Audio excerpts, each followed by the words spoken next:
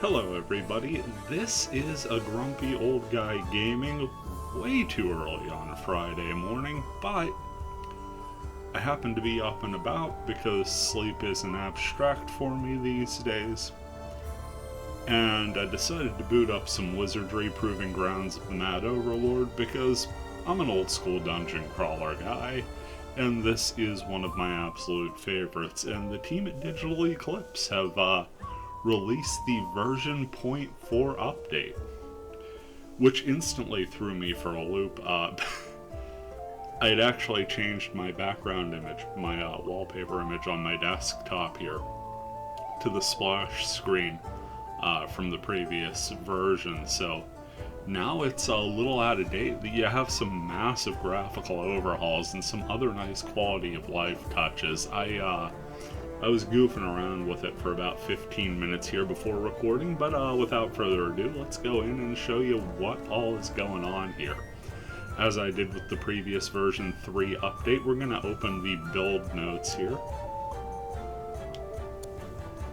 It says, "Greetings adventurers, the last few months have been very busy.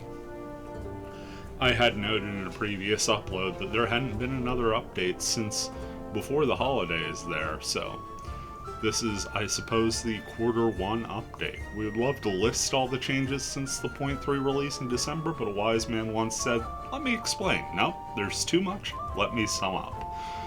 Probably sage advice on my part. I get a little wordy. Here are the big highlights of the current update. Full character animation. All 101 enemies now have a full set of animation. A while ago, I alluded to a second save file, and that's going to be my full identify of every monster file. That's going to be a long-term project that's going to get very infrequent updates. I still have my main file, though I did go back and recreate some of my older characters on it, because I just missed my folks. But yeah, now all enemies have full animations, which is awesome, though I am going to miss the brevity of fighting like the green dragons and stuff, where it just threw up the damage and that was it. Sound is also pretty close to being complete. We have all new music. Our amazing composer, Winifred Phillips, has composed a full original soundtrack. Hear all new tracks throughout the game, this I can verify, including one you may be familiar with, and this one hit me right in the old heartstrings there. The opening theme from the NES version of Wizardry, Proving Grounds of the Mad Overlord. That's actually what's going on in the background there, if you can hear it. I turned it down a little bit because I'm trying not to record super loud this morning, but the NES music is just seminal for me. In younger days, even like it and the Dot Hack series later on, they would be games I would just have on the TV idling for the music in the background when I would be doing my like tabletop stuff.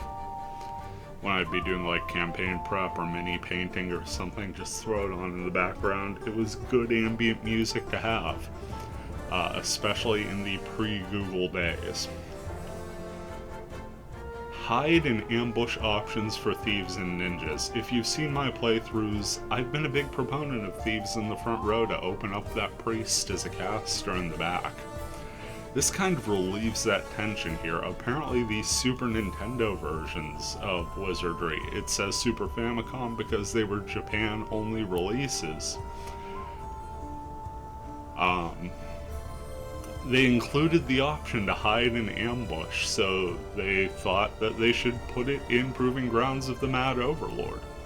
Available to thieves and ninjas by default in combat, allowing them to attack from the back row of your party. As always, if you'd rather have that Apple II experience, you could always turn them off in the old school options menu. Now that's a huge change for me, and one I can say for the better, because while I've spent more than my fair share of this game in the classic mode, I gotta tell you, attacking from the back row there with like a ninja, that just gives me Tale of the Forsaken Land vibes all day. that's a game I tend to just pick up story characters with after you create your sort of ersatz protagonist. And one of the ones you pick up right away is Kyo the Ninja, and he's usually a frontline guy for me right away. But you can get Shuriken and things and just have him attack from the back row if you'd rather have a hardier frontliner up there. And that insta-kill ability for ninjas is huge. So that's kind of nice. It's a 2-stage attack. You'll see it here when we get into gameplay. But that to me, just huge positive there. Upon starting a new game, you will now get to choose if you'd like to play with the original Apple II levels or with the layouts introduced in the NES version. Something I wasn't aware of until I started doing a bit of a deep dive here, but yeah, the NES maps are a little different on levels 6, 7, and 8. And then there is a massive visual overhaul. The whole maze has gotten a facelift. New secret door animations, new bricks, new floor, new everything. And levels 6 through 10 feature a new tile set, a look and feel more to Wardman's liking. Like I said, I kind of did a soft reboot of my party, so I've actually not done the lower floors yet. There are other bug fixes, design tweaks, and optimizations. They don't go into too much there. Thank everyone for their support and everything. So, that is a fairly comprehensive list, and without further ado, let's pop back in. You may have noticed a little save icon up there in the upper right corner, and yeah, it now lets you know when the game is auto-saving, which is quite frequently. I've got my Wizardry Plays Wizardry crew set up and going. We are right between levels 8 and 9 here. We're just going to go into the tavern here. This will give us a little update about recruiting characters. It says at any time there will be 12 seasoned adventurers available to recruit your roster of characters. Level 1 recruits are always free. Past that, they cost a bit money. Each time you return from the maze, the list of available recruits will refresh, with older recruits leaving and new recruits looking for parties, so that's kind of a fun option as well. Recruiting can be particularly useful if your most experienced party is killed in the maze. Yes, that is very true.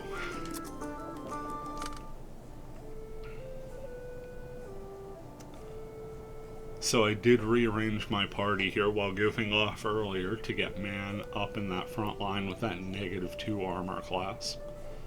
And yeah, we're just going to dive right in here.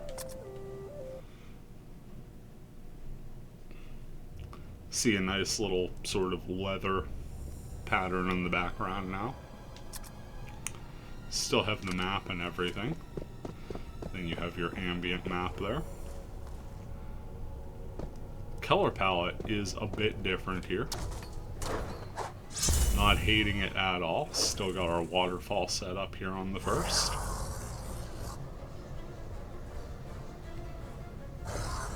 And we got a surprise round. Fantastic. Let's go ahead and take out some of these kobolds. Use our hide option for Rui. And we'll just parry here, because we have all the information on these monsters. But you also have the inspect thing, and one thing I did notice earlier on is that it gave you a little tooltip. The game, if you have those text options on for speech and everything, is now far more liberal, giving you tooltips and little conversation tidbits. A good immersion quality there. So this is going super fast. Rui failed to hide there. It said she was exposed, bro. Okay, that's bro. It was Rose attacking originally. Set up again.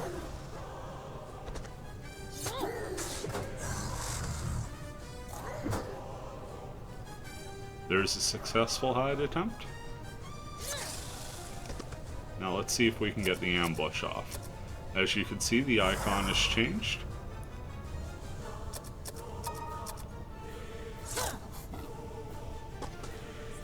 Well, we could have, but the orc didn't last that long.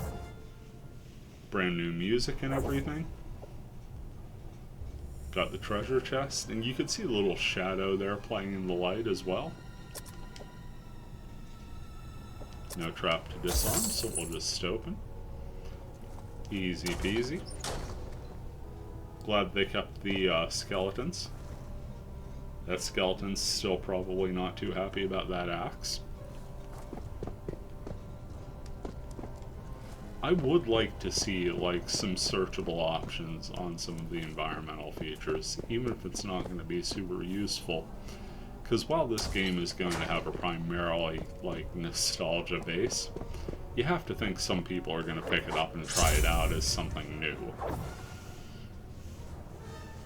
Too bubbly slime.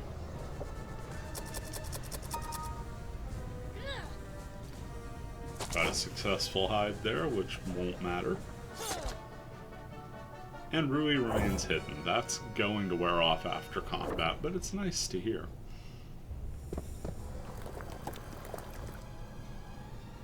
Secret door animation, not terribly new, though the keystone lifting feels different to me.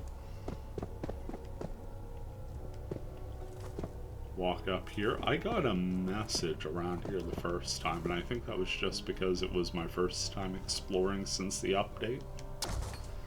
But yeah, the lighting feels a touch more ambient dungeon, I guess is the way to say it. It's sort of a cooler palette here in combat, but you get that sort of torchlight feel while exploring the map. I will say so far I haven't had any of those weird things where you input super fast and the game's trying to catch up, so you get that bit of a lag hit.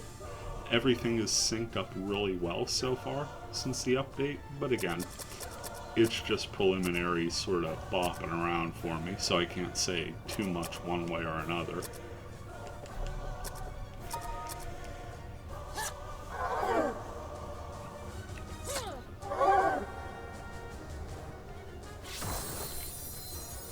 Get a nice little spell casting sound there too.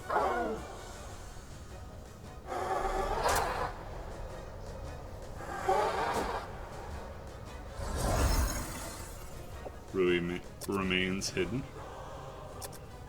Gonna put my fighters on the back row Murphy's Ghost. Try and get Man and Rui to start on the front line. Hey, I'm not going to complain with 9 damage there.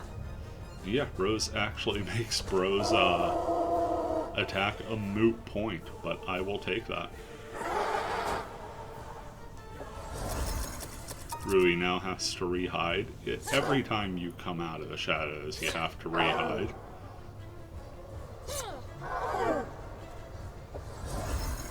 Said she remained hidden.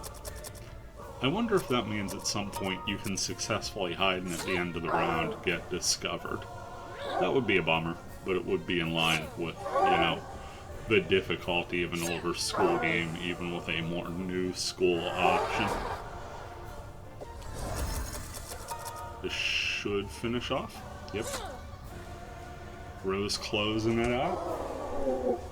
She got both kills in that round. So that's a Murphy's Ghost battle. Let's go ahead down and check some of the other floors out.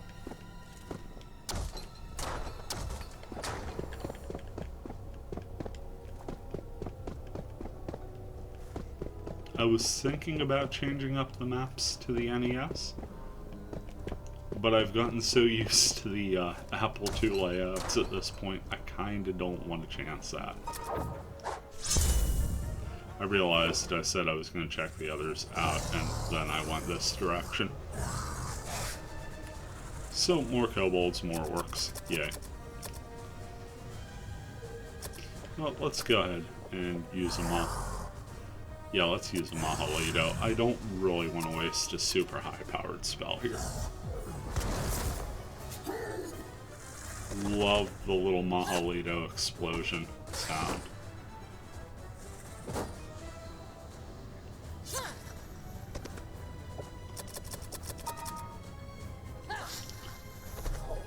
And yeah, you know, the game's playing quicker. It's nice and swift. Nice thing about a game like Wizardry, you're gonna get your time's worth out of this.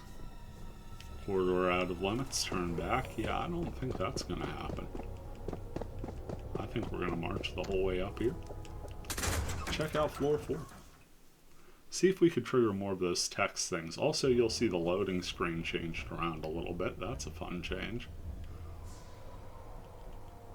Let's go ahead, trigger a couple of alarm battles. Walk our way up.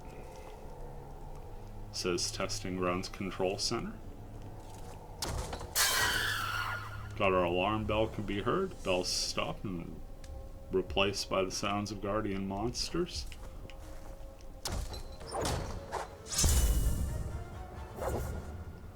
Get 6 werebears. They're bears, of course.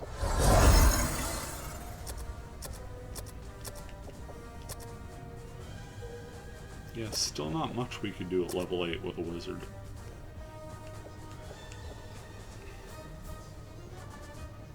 Let's cast a La Halito.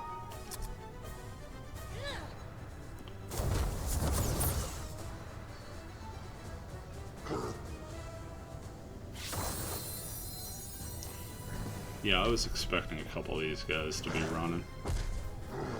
Wasn't expecting the whole encounter to run, but that happens. Okay, one stuck around.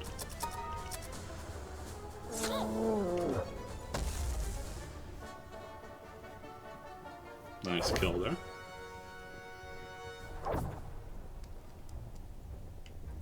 Got a quick little auto save. And yeah, there's one thing you'll notice if you're looking up at that. It's gonna save a ton. Now the swordsmen I don't believe were animated last time out, so this should be good. We'll just go straight attacks here. Nice simple sword slash, but effective and certainly does play up the flavor. So we got to see our animation there. Let's trigger one more battle and then we'll grab my other party and check out some of the lower floor stuff. 4 gas dragons, yet another great thing to check out because these weren't animated last time out. Get your little opening.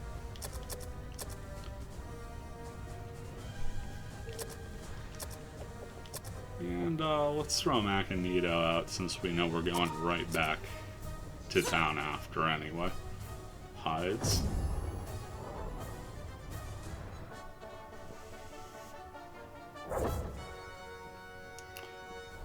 Like, the optimization here is really, really good. Getting back up to the first floor. Why do you... I just noticed there's different messages on the loading screens. So that's another thing I will have to check out.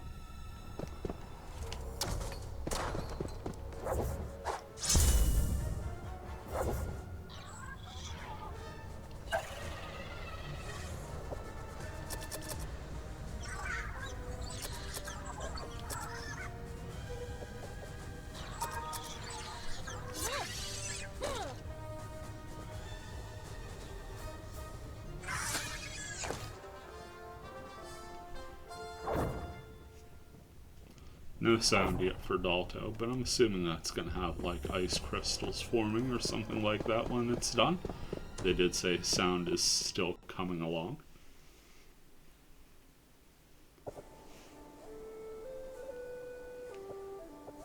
Go to the inn. Another thing you'll notice as you're going through town here, I don't remember this being a thing before, but the little buildings get highlighted when you get to them.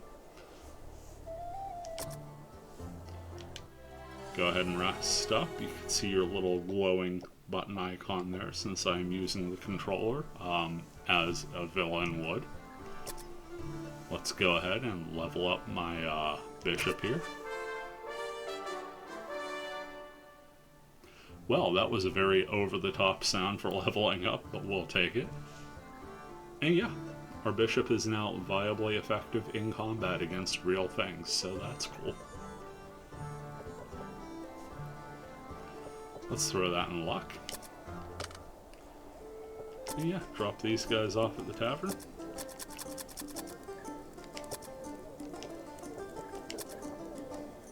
And right now we can recruit characters all the way up to level 13. We have a good human samurai named Morton, as all good samurai would be, I suppose. But yeah, you get a nice little distribution there, and I think it's based on, you know, within a level or two of your highest active character on the roster. We're going to go ahead and add to our party a little at a time. And yeah, you have nice little status updates for everyone.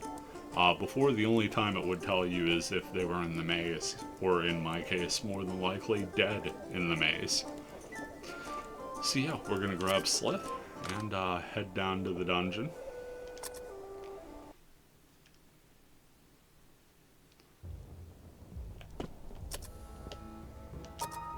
Let's go ahead and return to town.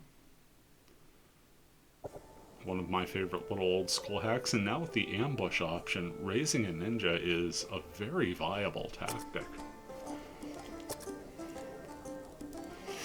Set up the rest of my party as normal. Gogs.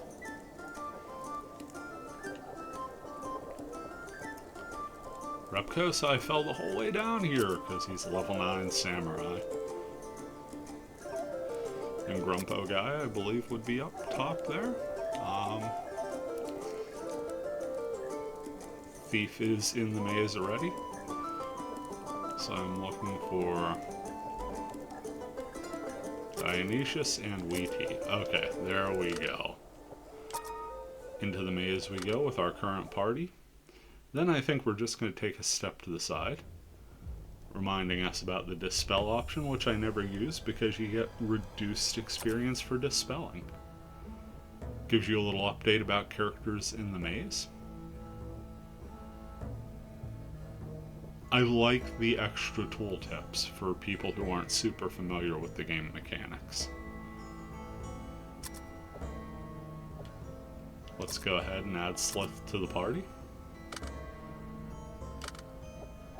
And even though it doesn't matter a whole ton, I will go ahead and put Slith in the number 4 slot so that if something were to happen to my front line, she would be next in line to go.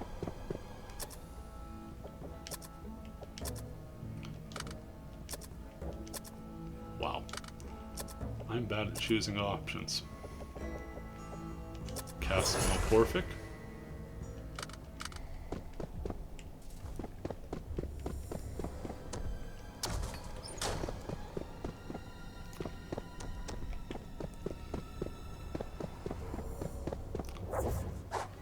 Take out a couple bubbly slimes is a good warm-up.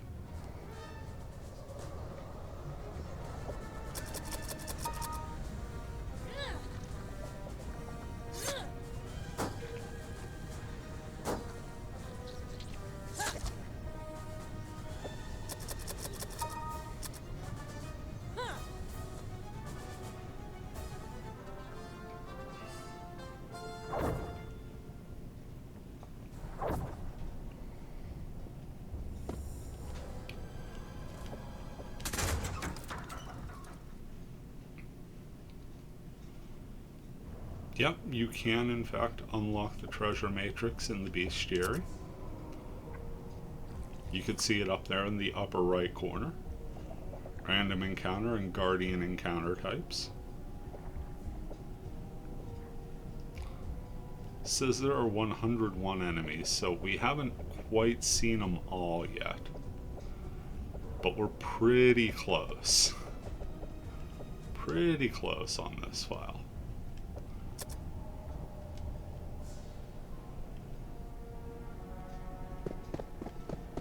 Make our way down. Use the blue ribbon. I like that little animation.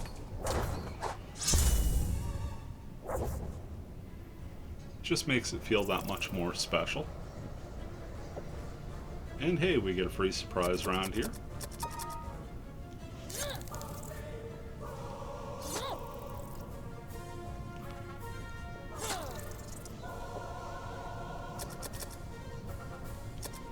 Hit our ambush. Don't know if I really want to waste Dionysius's Mahalito here.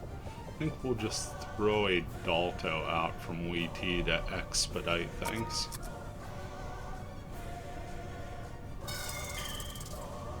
Yeah. And yeah, Slith got that ambush in for the final kill.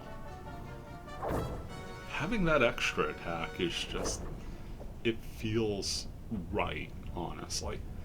And yeah, what do you know? The 8 boring beetles pay off about the same amount of experience as 2 Murphy's Ghosts. So the age-old question, how many boring beetles equals a Murphy's Ghost, is apparently 4 to 1. Let's inspect. Teleporter trap. Always take a deep breath with a teleporter trap. Inspect. Looks like just a regular longsword. And it is. Let's check out floor 9. Not gonna stay here super long. Just till we get a ooh. I'm liking the brick. I'm liking the new door. That is a change. Okay, 1 level 8 priest. I think we can handle 1 level 8 priest. Even if he does give us that pre-battle. Yeah, we're not going to sweat this guy too much. Got a little save icon like the game's taking notes on that. No trap. Not so sure about that. Yeah, no trap. Got a mace. And that's a mace +1.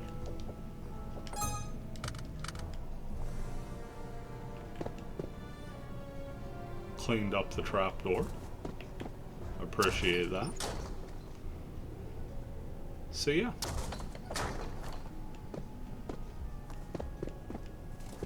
That is our look at the Wizardry update. I was hoping to trigger more text options from King Trebor, the Mad Overlord himself.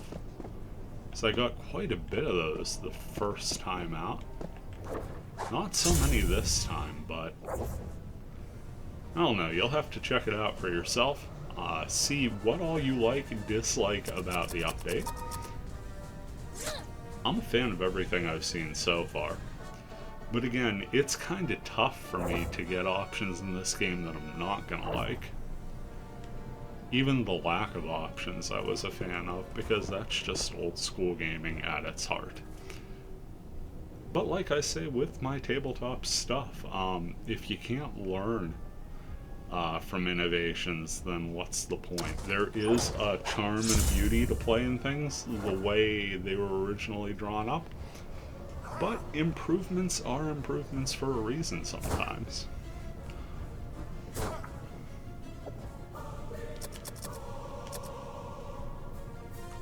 I should cast a Montino here, but I'm not going to worry about it. I don't think these guys come at you too hard with the spells. 13 damage. Could have been worse.